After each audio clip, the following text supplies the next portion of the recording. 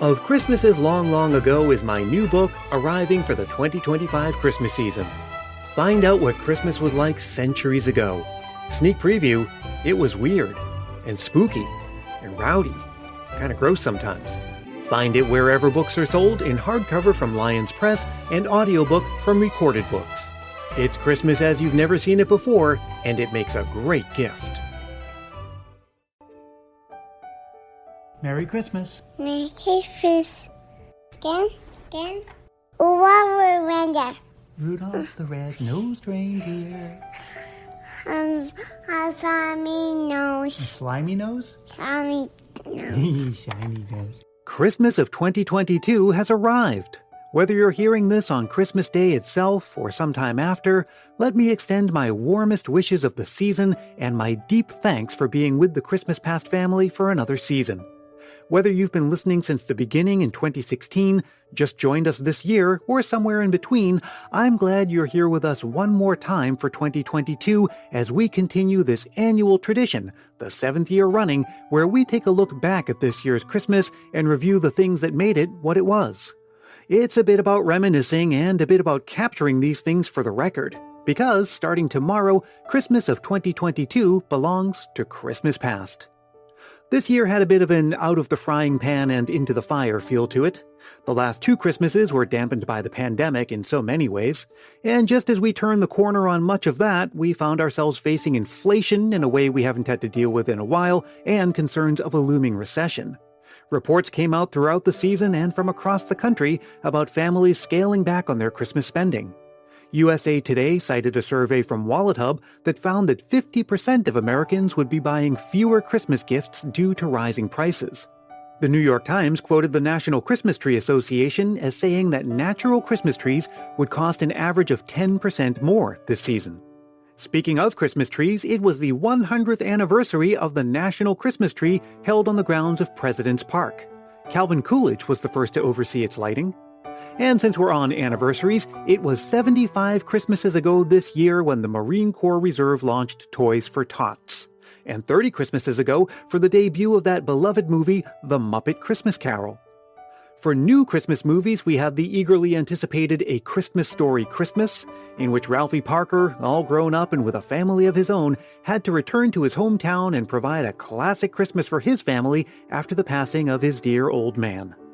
The streaming services had their usual offerings for comedies and romances, including Netflix's Falling for Christmas starring Lindsay Lohan. And we got a new animated version of A Christmas Carol, also from Netflix. Apple TV gave us Spirited starring Ryan Reynolds and Will Ferrell, and we saw theatrical releases including Violent Night starring David Harbour as Santa Claus. It's a campy action flick where Santa dukes it out with the bad guys. And if you love those G-rated Christmas romances, well, you were in luck with dozens upon dozens of new Christmas fare offering just that from the Hallmark Channel and its many competitors. Hallmark alone served up a whopping 40 new movies, and Hallmark continues to push the boat out by exploring more inclusive casting and storylines and expanding outside its tried-and-true formula. 3 Wise Men and a Baby was a major hit for Hallmark, even though it was radically different from most other movies they offer. Well, that was just a small sampling of what came out this year. It's impossible to cover them all, because according to several sources, more than 170 Christmas movies arrived in 2022. On the music scene, like most years, we had lots of new offerings from familiar artists.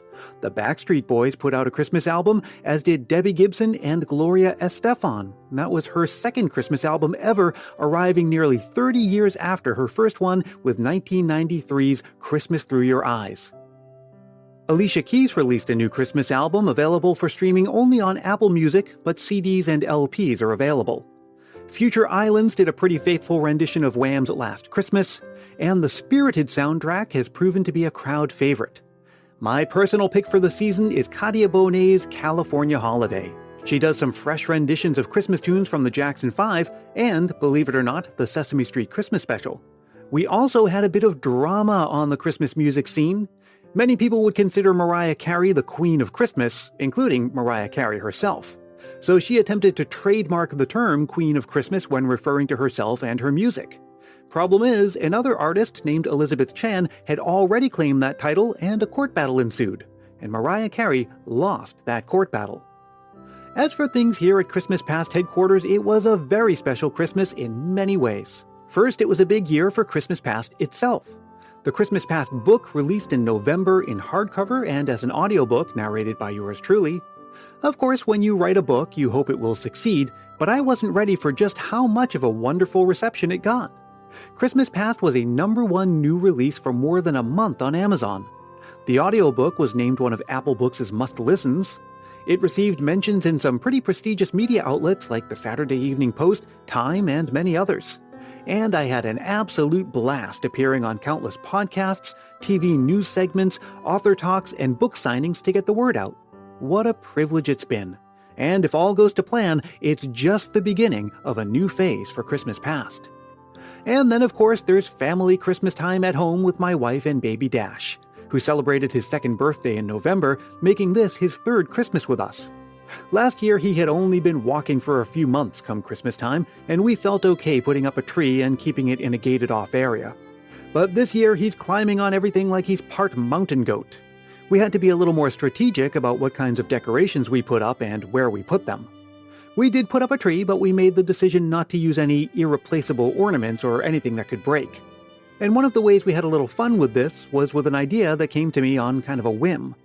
Every evening I would make a homemade Christmas cracker filled with one unbreakable ornament and a small snack. I would place it in the branches of the tree for him to discover the following day. I made up a story about how the cracker was left by a magical Christmas goose who lives at an enchanted duck pond nearby. All throughout the season, morning by morning, we decorated the tree with one new ornament left by the Christmas goose the night before. Yes, it's a silly idea that just came out of nowhere, but I have a feeling we'll be doing it many more Christmases to come. And now that I'm a dad, I'm doing my best to carry on the traditions that I came to love from my mom. This year, we counted down to Christmas on a homemade advent calendar, which my mom faithfully recreated based on the original I grew up with. And I also tried my hand at creating one of her gingerbread houses using the exact recipe and cutout templates that she used decades ago. You can see pictures of all of that on my social media. And by the time you hear this, we will have departed wonderful Willow Glen, California for the rest of the year and headed out to Massachusetts.